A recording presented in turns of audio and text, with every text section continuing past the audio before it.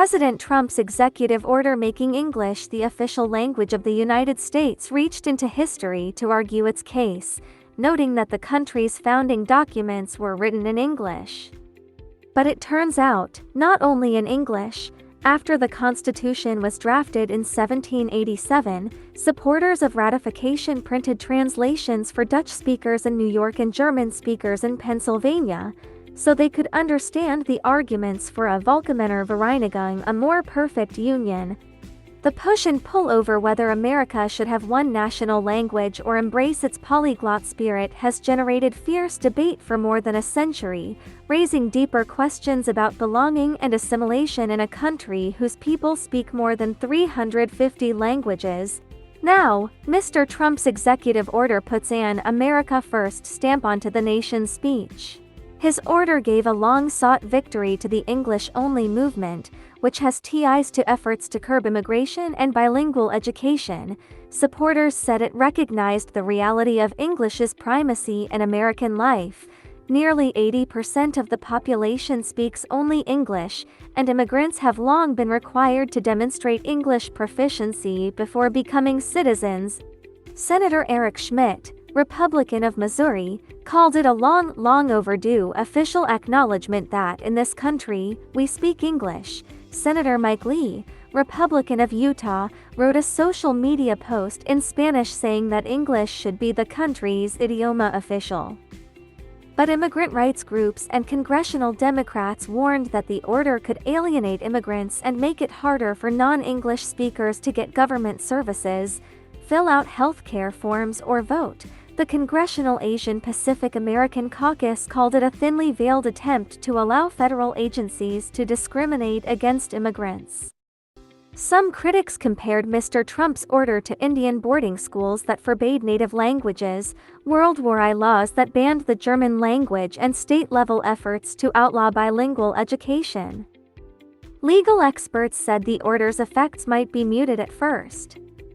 It rescinds a mandate signed by then-President Bill Clinton in 2000 that required government agencies and anyone who received federal money to provide translated documents and other language services to people who speak limited English. But unlike some restrictive English-only state laws that have been struck down by courts, Mr. Trump's order does not require agencies to operate solely in English. They can continue to offer documents and services in other languages. It's not nearly as punitive as it could be, said Mary Carol Combs, an education professor at the University of Arizona. Early American history is full of examples of bilingual government, experts said. In the 19th century, Midwestern states translated laws and messages from their governors into Norwegian, German, and Welsh.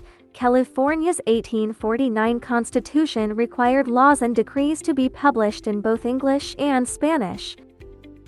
There have always been diverse linguistic populations, said Christina Mulligan, a professor at Brooklyn Law School who wrote about the translated constitutions.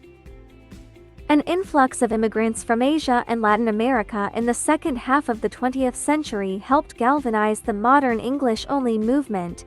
More than 30 states have designated English as their official language, including heavily Democratic California.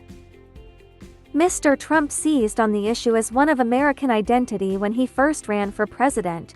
He told Jeb Bush, the bilingual former governor of Florida, "This is a country where we speak English, not Spanish." During his campaign last year, Mr. Trump said American classrooms were being overwhelmed by students from countries where they don't even know what the language is. His executive order said that designating English as the official language would streamline communication, reinforce shared national values, and create a more cohesive and efficient society. The order got a mixed reaction from some voters in Arizona, a state with a large Mexican-American electorate that went for Mr. Trump in 2016, flipped to Democrats 4 years later, and swung back to Mr. Trump in 2024. The state is also a battlefield over language in classrooms, where the Republican state school superintendent unsuccessfully sued several schools over their dual language programs. David Ramos, 36, who works in the aerospace industry in the Phoenix area, said he had thought that English was already the country's official language. He grew up hearing his Puerto Rican father speak Spanish, and said he regretted never having learned it.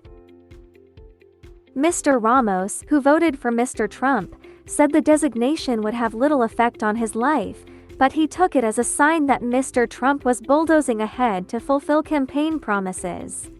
"I would rather have a leader who's assertive and spoke up for us, even if I didn't agree with it 100% of the time, versus somebody who's a doormat," he said.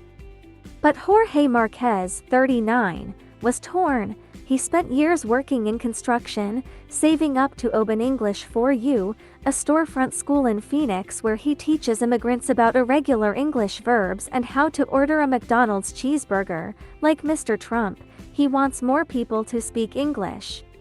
As a Friday evening class wrapped up though, he and his students were worried. They saw learning English as a bridge to better jobs and being able to communicate with doctors, bosses, and their children's teachers. But they worried that Mr. Trump's edict would stigmatize people who spoke other languages, had accents, or were still struggling to learn English. "He's not wrong," Mr. Marquez said of Mr. Trump. "English is beautiful, but teach it in a good way. Have a little empathy."